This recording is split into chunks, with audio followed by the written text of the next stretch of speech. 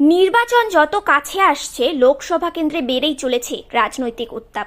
বিভিন্ন বক্তৃতার মাধ্যমে রাজনৈতিক নেতৃত্বরা চ্যালেঞ্জ ছুড়ে দিচ্ছেন একে অপরকে। দিনহাটার ভেটাগুড়িতে একটি পথসভায় বক্তব্য রাখতে গিয়ে বিজেপি প্রার্থী নিশীথ প্রামাণিককে চ্যালেঞ্জ ছুড়ে দিলেন কোচবিহার লোকসভা কেন্দ্রের তৃণমূল প্রার্থী জগদীশ চন্দ্র বর্মা বসুনিয়া। নিরাপত্তা রক্ষী ছেড়ে একাই তার সামনে আসার চ্যালেঞ্জ করলেন তিনি। জগদীশ চন্দ্র বর্মা বসুনিয়ার অভিযোগ, নির্বাচন ঘোষণার কয়েকদিন আগে সিতাই বিধানসভা কেন্দ্রে একটি সভায় বক্তব্য রাখতে গিয়ে বিজেপি প্রার্থী নিশীথ প্রামাণিক তৃণমূল কর্মীদের হুঁশিয়ারি দেন। নির্বাচনের পর উত্তরপ্রদেশ থেকে বুলডোজার নিয়ে এসে তৃণমূল কর্মী এবং জগদীশ চন্দ্র বর্মা বসুনিয়ার বাড়ি গুড়িয়ে দেওয়া হবে। সেই প্রসঙ্গ থেকেই ভেটাগুড়িতে নিশীথ প্রামাণিকের বাড়ির 100 মিটারের মধ্যে একটি পথসভা করে পাল্টা চ্যালেঞ্জ ছুড়ে দিলেন জগদীশ চন্দ্র বর্মা বসুনিয়া।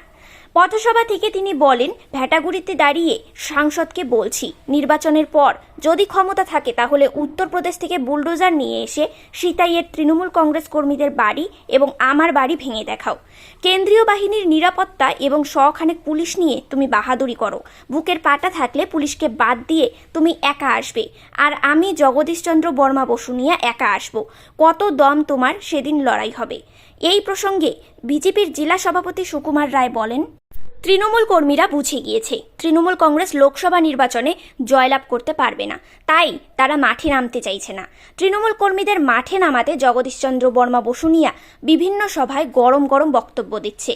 বিজেপি হিংসা রাজনীতিতে বিশ্বাস করে না। গত লোকসভা নির্বাচনের পর জগদীশ চন্দ্র বর্মা বসুনিয়াকে সিতাই থেকে তৃণমূলের বিক্ষুব্ধ কর্মীরাই তাড়িয়েছিল, সেটা তাকে মনে রাখতে হবে। বিজেপিরা তাকে তাড়ায়নি। আমরা হিংসা রাজনীতি করি না।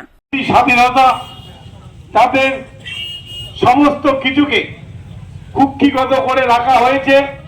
যিনি সাংসদ, যিনি মন্ত্রী, তার বাড়িতে কিছু সমাজ বিরোধীদের রেখে রাতের অন্ধকারে ভেটাগুড়ি 1, ভেটাগুড়ি 2 এইসব জায়গায় তিনি সন্ত্রাস তৈরি করে বেড়াচ্ছেন এবং মানুষকে ভয় দেখাচ্ছেন।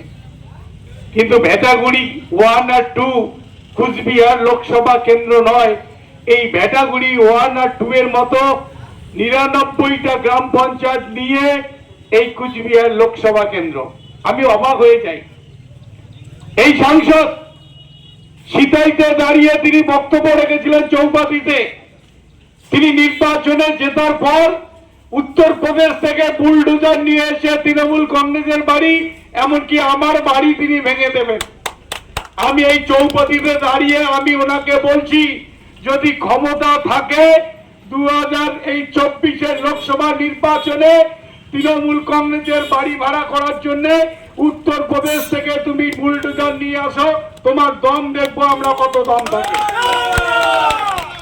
ওই দেশ ক্যাটাগরির নিরাপত্তা নিয়ে শখানেক পুলিশ দিয়ে তুমি বাহাদুরি করো, আসো না কত দম থাকে বুকে।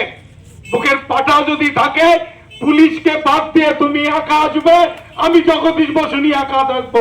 কত দম তোমার থাকে, লড়াই হবে। আপনারা দেখছেন নিউজ প্রাইম টাইমস। সঙ্গে থাকুন এবং দেখতে থাকুন নিউজ প্রাইম টাইমস।